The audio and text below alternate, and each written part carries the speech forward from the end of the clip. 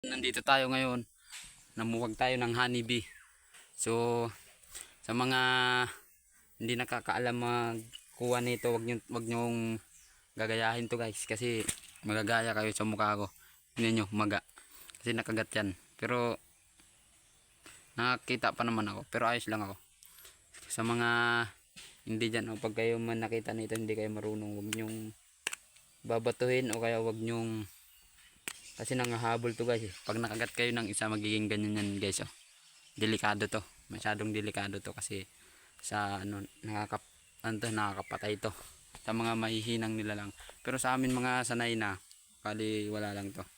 So ngayon, ito yung ating nakuha.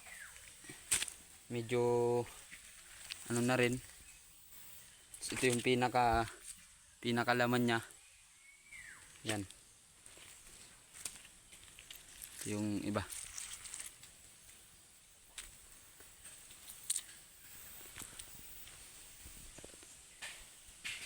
Yun lang.